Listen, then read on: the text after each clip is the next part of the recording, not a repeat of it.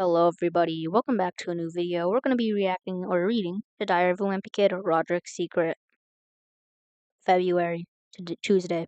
Today I learned about gay people. Gays are gays are people who are attracted to the same gender. I never really knew much about them. Well, once I saw two guys holding hands out of school, but I didn't really think too much about it though, because I was too focused on running away from Ruby Bird. I only just found out about gays because our school had an open mind assembly. They try to teach us that being different is good. I'm not so sure if that's entirely true, because just look at how Fregley's doing. I did learn a lot in that assembly, though. It turns out that some people don't like the gays. Personally, I think those homophobic people are just jealous, because the gays have it better than us straights. For example, they don't have to deal with all of girls' requirements for the perfect boyfriend. Selfless, hot, cool hair, fashionable, rich, muscles, strong, brave, cute butt. Not smelly, not mean. They probably don't have to deal with all of girls' rules, too.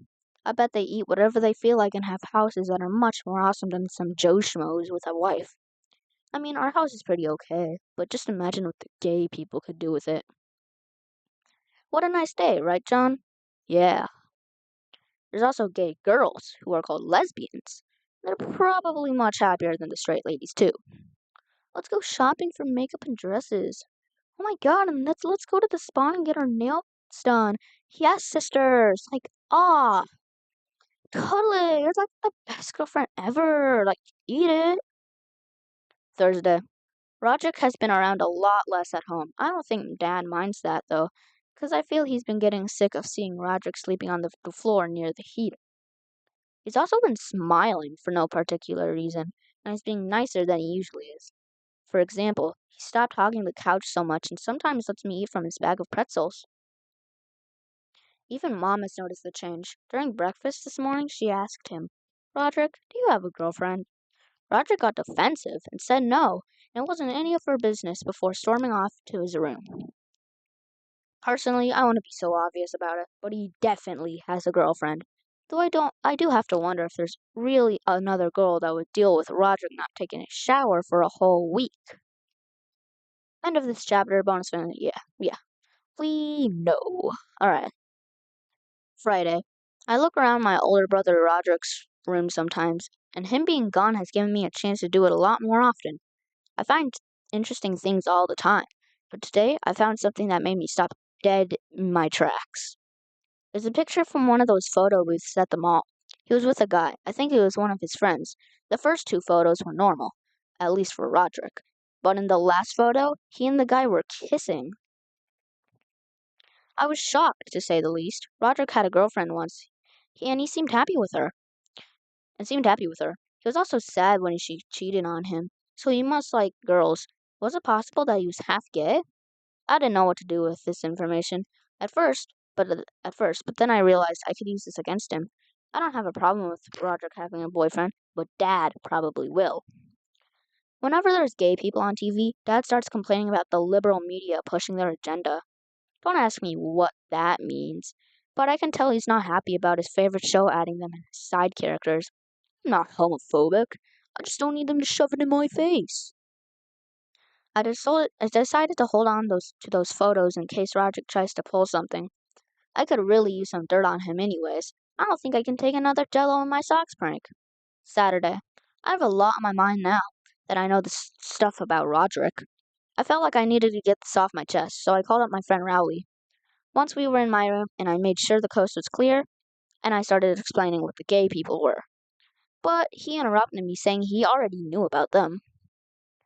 And then, the same gender I already know. Turns out his parents already told him about the gays a while ago. Started going on the sheeple about how they were just regular people like us, and we shouldn't treat them differently. I was kind of ticked off that he thought I was homophobic, and I told him so. But I explained that's not why I called him here. I told Rowley about the photos I found, and I was going to use them against Rodrick. Apparently that was blackmail, and I shouldn't be using something so personal.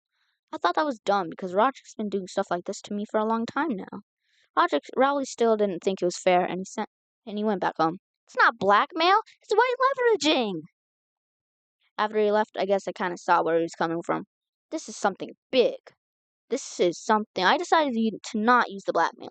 So willy-nilly and keep it for emergencies only. Saturday, next week. Well, that emergency just happened today, but let me tell you everything that happened beforehand. It was a pretty normal Saturday, and I was in the kitchen getting some chips. That's when this happened. So, what? What? What? What? What?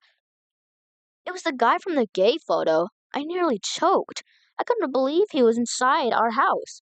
That's when Rodrick walked in and said the dude could come in our garage. The guy must have seen the look on my face because he asked if I was okay. Luckily, I know how to play it cool. Are you okay? Yeah, man. Yeah, chill, bro, chill, bro. After they went to the garage, I didn't see what to do. I was curious to see what they were doing since I've never actually seen an actual gay so close in person. The only problem was that I didn't have a good excuse to go in the garage. Then I remembered I left a bag of gummy bears in there. So every 10 minutes or so, I would go in and take one gummy bear. I think I did a pretty good job at acting inconspicuous. After a while, I didn't notice anything special. So I went back up to my room a minute later. Mom and Dad said there was a family emergency. One of my great aunts, I didn't really know, was in the hospital. Mom was coming to support her. I'm guessing Dad was dragged into coming too. They told us they were going to leave Rodrick in charge since this was last minute. After a whole speech about responsibility and trust, they said they were ready to leave, but not before Dad said, "What's your name?" Jerry Masoff. Better not see one thing out of place when I come back. So now I know his name. I'm actually kind of concerned he didn't seem scared of my dad, but I had bigger things to worry about. Normally they would never leave Rodrick alone in the house with me and Mamie, especially with a friend. But I guess that all goes out the window when Great Aunt Petunia breaks a leg. Rodrick rounded everyone up and said since he was in charge, we have to follow his rules. He sent me to my room and told me not to come out until morning since I would get in the way. I tried to fight back, but when your opponent is a whole foot taller and 3 years older than you, it's kind of hard to do. I tried to plead with him. I even said I would take care of Mamie, but of course, Jerry had to step in. I can do it. I'm actually pretty good with kids. So that plan wasn't going to work. I was stuck in my room for a few hours. I could hear Roger playing his drums loudly, the TV being played at top volume, and the smoke alarm even went off once. Somehow I was still alive, and Mamie hadn't cried once by the time someone knocked on my door. Rumble, rumble, beep, beep, blah, nah, blah, beep, crash. Knock, knock, knock. Good morning, USA. I got a feeling that it's going to be a wonderful day. That's the end. Jerry's last name was inspired by a kid in the actual book with the last name Escarla, which literally just means ladder in Spanish. So Jerry's last name, Mesa, translates to table. Also, Jerry's Mexican like me. Alright guys, I did hope you enjoyed this video. If you did, please leave a like and subscribe. And if you don't subscribe, you love Mooney, Maney, and you are a bloopy!